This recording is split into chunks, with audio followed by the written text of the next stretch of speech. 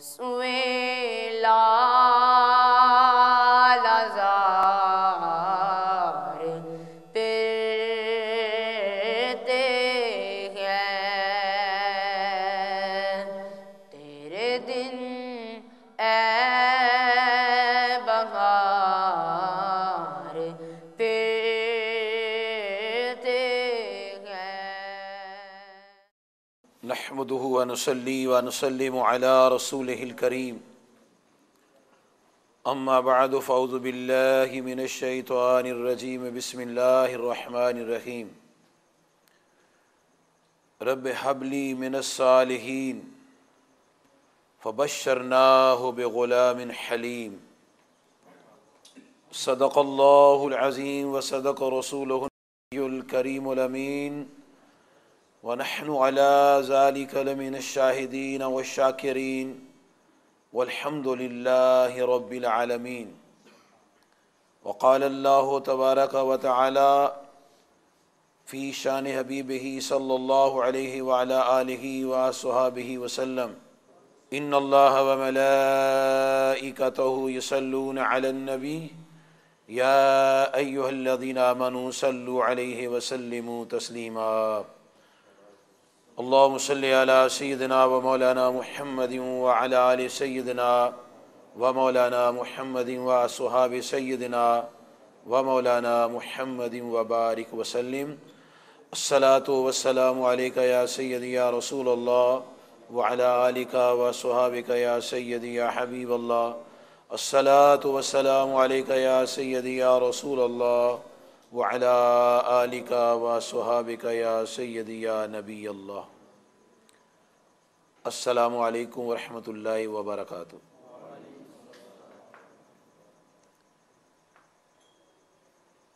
تمام تعریفیں، تمام حمدیں اور تمام ثنائیں اللہ تبارک و تعالیٰ کی ذات پاک کے لیے ہیں، جس ذات پاک کا کوئی شریک نہیں، نہ اس کی ذات میں اور نہ اس کی حقیقی صفات میں۔ اللہ تبارک و تعالیٰ ازلی، ابدی، سرمدی، واجب الوجود اور وحدہ لا شریک ہے۔ اسی لیے ہم سب نے کلمہ پڑھا ہے، لا الہ الا اللہ محمد الرسول اللہ صلی اللہ علیہ وسلم، اور بحد و حساب درود و سلام حضور نبی کریم علیہ الصلاۃ والسلام و تحیت و ثنا پر، اور بحد و حساب سلام صحابہ کرام، اہل بیت عظام، اولیاء اکرام رضوان اللہ تعالی علیہم اجمعین پر، کہ جن کے ذریعے اور جن کے طفیل ہم تک دین اسلام پہنچا۔ جب ہم یہ کہتے ہیں کہ اللہ تبارک و تعالیٰ ازلی ہے، ابدی ہے، سرمدی ہے، واجب الوجود ہے، وحدہ لا شریک ہے، تو اس کا مطلب یہ ہوتا ہے کہ اس ذات کا ذکر ہو رہا ہے جس کی کوئی ابتدا نہیں۔ اللہ تعالیٰ کی ذات وہ ذات ہے جس کی کوئی ابتدا نہیں۔ جس کی ابتدا ہو اسے معبود نہیں کہتے۔ معبود وہ ہے جس کی ابتدا نہیں۔ اللہ تبارک و تعالیٰ اور اس کی صفات کے علاوہ ہر چیز مخلوق ہے، ہر چیز کی ابتدا ہے، اللہ تعالیٰ کی ابتدا نہیں ہے، اس لیے اس کو ازلی کہتے ہیں۔ اور ابدی اسے کہتے ہیں جس کی انتہا نہ ہو، اور سرمدی اس کو کہتے ہیں جس کی نہ ابتدا ہے اور نہ انتہا ہے۔ اور واجب الوجود اس ہستی کو کہتے ہیں کہ جو اپنی ذات اور صفات میں کسی کا محتاج نہ ہو۔ اپنی ذات و صفات میں کسی کا محتاج نہ ہونا، یہ صرف اور صرف اللہ تبارک و تعالیٰ کی ذات پاک۔ اس کے علاوہ وہ ہمارا معبود برحق جو ہے اللہ، اس کے علاوہ مخلوق میں ہر کوئی اپنی ذات اور اپنی صفات میں اللہ تبارک و تعالیٰ کا محتاج ہے، اور عام بندے ایک دوسرے کے محتاج ہیں۔ ہمارے نبی کریم علیہ الصلاۃ والسلام کتنی عظمت و شان والے ہیں، اور اللہ تعالیٰ نے کتنا آپ کو نوازا ہے، کتنے انعام و کرام ہے آپ پر کہ آپ سرکار صلی اللہ علیہ وآلہ و صحابہ مبارک وسلم کی ذات تو ذات ہے، آپ کے لعاب دہن شریف کی بڑی شان کہ جب آپ لعاب دہن مبارک کھارے پانی میں ڈالتے ہیں تو شہد سے میٹھا ہو جاتا ہے، جب خالی کنویں میں ڈالتے ہیں تو پانی سے بھر جاتا ہے، جب کٹے بازو کو لگاتے ہیں تو بازو جڑ جاتا ہے، اور جس کے جسم پر وہ لعاب دہن شریف لگ جاتا ہے اس کے جسم سے خوشبو آنا شروع ہو جاتی ہے۔ اور جب جناب جابر رضی اللہ تعالیٰ عنہ نبی کریم علیہ الصلوۃ والسلام کی دعوت کرتے ہیں تو 5-7 آدمیوں کا کھانا پکاتے ہیں، لیکن آپ 1500 بندہ لے جاتے ہیں، اور جناب جابر رضی اللہ عنہ کے کھانے میں ہنڈیا میں، سالن میں اور آٹے میں اپنا لعاب دہن مبارک ڈالتے ہیں اور 1500 بندے کھا جاتے ہیں۔ اور جناب جابر فرماتے ہیں اللہ کی قسم اگر 1,00,000 انسان ہوتے کھانا کھاتے جاتے، کھانا کبھی ختم نہ ہوتا۔ اشارہ فرماتے ہیں تو چاند کے 2 ٹکڑے ہو جاتے۔ آپ فرماتے ہیں اگر ہم چاہیں تو مکہ کے پہاڑ سونے کے بن کر ساتھ ہمارے ساتھ چلے۔ ان تمام کمالات اور عظمتوں کے باوجود نبی کریم علیہ الصلوۃ والسلام اپنی ذات میں اور اپنی صفات میں اللہ کریم کے محتاج۔ آپ معبود نہیں ہیں، معبود برحق کے محبوب ہیں، امام الانبیاء ہیں، ان گنت آپ کی عظمت و شانیں ہیں، لیکن اپنی ذات و صفات میں اللہ کے محتاج۔ آپ کے میرے محتاج نہیں ہیں، ہم سبھی ان کے محتاج ہیں، عام بندہ عام بندے کا محتاج ہے، لیکن اللہ تعالیٰ کی وہ ذات ہے جو کسی کی محتاج نہیں۔ جب کوئی نہیں تھا تب بھی وہ اللہ تھا، جب کوئی نہ ہوگا تب بھی وہ اللہ ہے، اس کو فنا نہیں ہے۔ مخلوق کو فنا ہے، مخلوق کے آنا بھی اور جانا بھی ہے، لیکن اللہ تعالیٰ کی ذات پاک حی و قیوم ذات ہے۔ تو اللہ تعالیٰ کے عظمت کے بارے میں یہ عقیدہ جو ہے ہر مسلمان کا درست ہونا چاہیے۔ عقیدہ توحید جو ہے کہ اللہ تعالیٰ کو ایک ماننا، اس کے ساتھ کسی کو شریک نہ کرنا۔ تمام انبیاء علیہ السلام جتنے بھی دنیا میں آئے ہیں ان کا یہی پیغام تھا، اللہ تعبدوا الا اللہ، لا تعبدوا الا اللہ، اللہ تعبدوا الا ایاہ، وقضى ربک لا تعبدوا الا ایاہ، کہ حکم دیا گیا کہ اس کے سوا کوئی عبادت کے لائق نہیں، یہ صرف ایک ذات ہے اللہ تعالیٰ کی جو عبادت کے لائق ہے۔ یہ عقیدہ توحید جو ہے یہ تمام انبیاء علیہ السلام نے بیان فرمایا ہے، اور ہم بھی پڑھتے ہیں لا الہ الا اللہ، اس میں عقیدہ توحید ہے، اور محمد رسول اللہ صلی اللہ علیہ وسلم میں شہادت رسالت مآب صلی اللہ علیہ وسلم ہے، نبی پاک کی رسالت کا ذکر ہے۔ تو توحید، عقیدہ توحید، اللہ تعالیٰ کی ذات پاک کو ایک ماننا، اس کی صفات کو ازلی ابدی ماننا ہے، اور عقیدہ توحید کا تقاضا ہے کہ جس چیز کا اس کے ساتھ تعلق ہے اس کی تعظیم کرنا، انبیاء کی تعظیم کرنا، اولیاء کی تعظیم کرنا، کتاب اللہ کی تعظیم کرنا، پہلی کتابوں کی تعظیم کرنا۔ توحید یہ نہیں ہے کہ انبیاء کی توہین کی جائے، اولیاء کی توہین کی جائے۔ انبیاء اور اولیاء کی توہین تو توحید کی توہین ہے، جس کی ہم توحید بیان کرتے ہیں وہ تو ان کی شانیں بیان کرتے ہیں، وہ ان کی عظمتیں بیان کرتا ہے، ان کی معجزات بیان کرتا ہے، ان کے کمالات بیان کرتا ہے، ان کی عصا کی شان بیان کرتا ہے، جی ان کے چلنے کی شان بیان کرتا ہے، ان کے اٹھنے بیٹھنے کی شان بیان کرتا ہے۔ تو توحید یہ تقاضا نہیں کرتی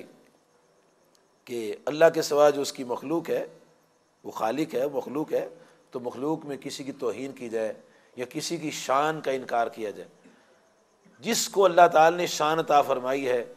اس کی شان ماننا بھی توحید ہے، انکار توحید ہے۔ یہ جو قرآن پاک میں آتا ہے نا، اللہ تعالیٰ ارشاد فرماتا ہے کہ جنہوں نے یہ کہا کہ اللہ ہمارا رب ہے، ان الذین قالوا ربنا اللہ، جنہوں نے کہا اللہ ہمارا رب ہے، ربنا اللہ، رب ہمارا اللہ ہے، ثم استقاموا، پھر اس بات پر ثابت قدم ہو گئے یہ ثابت قدمی سے مطلب یہ ہے کہ جب اللہ کو الہ مانا ہے تو اس کی ہر چیز کو جو اس نے پیدا کی ہے، جو شان اس نے دی ہے، جس کا اس سے تعلق و نسبت ہے، اس کا احترام، اس سے محبت، جیسی اللہ کی چاہت ہے اس کے مطابق اس کا احترام اور محبت کی جائے، تو پھر صحیح توحید کا ماننے کا حق ہوتا ہے۔ اگر اللہ کو ایک مان لیا اور اس کے انبیاء علیہ السلام کو نہ مانا، ان کی عظمت و شانوں کو نہ مانا، اولیاء کی عظمت و شان کو نہ مانا، اور یہ کہا کہ اس کو ماننے کو تو شرک ہو جائے گا، تو یہ توحید کا انکار ہے، یہ اقرار نہیں ہے۔ جس نے ہمیں توحید سکھائی ہے، پڑھائی ہے، اس کی کتاب میں جی اس نے اپنی کتاب میں اپنی بندوں کی شان بیان فرمائی، اور جو اس کتاب میں ہے سب کچھ ماننا توحید ہے۔ یہ کتاب التوحید ہے، سب سے بڑی کتاب التوحید قرآن مجید ہے۔ اس میں کوئی بات ایسی نہیں ہے جو اللہ تعالیٰ کی عظمت کے خلاف ہو، انبیاء کی عظمت کے خلاف ہو، اولیاء کی عظمت کے خلاف ہو، کوئی ایسی بات نہیں ہے۔ اگر کانٹ چھانٹ کر کے کوئی کتاب بنا لی جائے کتاب التوحید، اس میں جو چاہے لکھ دو جی، کتاب اللہ کی بھی نفی ہو جائے، انبیاء کی بھی نفی ہو جائے، تو وہ کتاب التوحید نہیں ہے، وہ کتاب الشرارت ہوگی، وہ شرارت کی کتاب ہوگی، توحید کی کتاب نہیں ہوگی۔ توحید کی کتاب میں جو کچھ اول تاخیر یہاں ملے گا، جس کا اس کے مطابق ہے، وہ کتاب التوحید صحیح ہے۔ تو یہ ابتدائی گفتگو کرنے کا مقصد یہ تھا کہ جو آیات مبارکہ آپ نے سنی ہیں ان کی روشنی میں آپ سے کچھ گفتگو کرنی ہے۔ ارشاد ہوتا ہے رب ہب لی من الصالحین، یہ دعا ہے اللہ کے حضور، الہی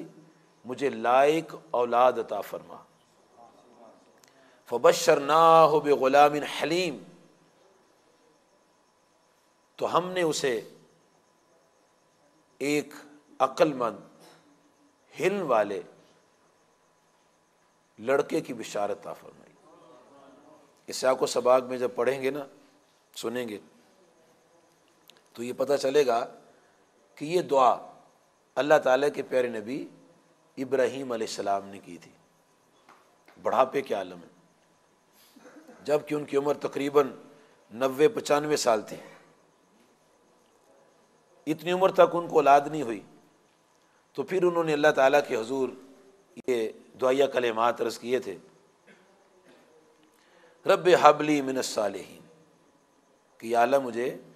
صالح اولاد عطا فرما، لائق اولاد۔ قرآن مجید فرقان حمید میں اللہ تعالیٰ نے جہاں جہاں صالحین کے کلمہ کو بیان کیا ہے، جب اس کے سیاق و سباق کا مطالعہ کرتے ہیں تو پتہ چلتا ہے کہ اللہ کے نزدیک صالحین کا مقام کیا ہے، کہ ایک نبی اللہ ابراہیم علیہ السلام دعا کر رہے ہیں رب ہب لی من الصالحین، یا اللہ مجھے لائق اولاد عطا فرما۔ صالح کا ترجمہ لائق کر لیں، اللہ کے قرب والی کر لیں، متقی کر لیں جی، مقرب کر لیں، لیکن جیسا مقام ہوگا اس کے مطابق اس کا ترجمہ کرنا پڑے گا، کیونکہ لفظ صالح جو ہے، صالحین، کئی مرتبہ رب کائنات نے قرآن مجید میں ارشاد فرمایا ہے۔ ایک مقام پر رب ذوالجلال نے سورۃ البقرہ شریف آیت نمبر 130 میں رب کائنات نے ملت ابراہیم کا ذکر کیا ہے، وَمَن يَرْغَبُ عَن مِلَّةِ إِبْرَاهِيمَ إِلَّا مَنْ سَفِهَ نَفْسَهُ، کہ جس نے ابراہیم علیہ السلام کے دین سے منہ پھیرا ہے وہ احمق آدمی ہے، عقل مند نہیں ہے۔ وَلَقَدِ اسْتَفَيْنَاهُ فِي الدُّنْيَا، اور ابراہیم علیہ السلام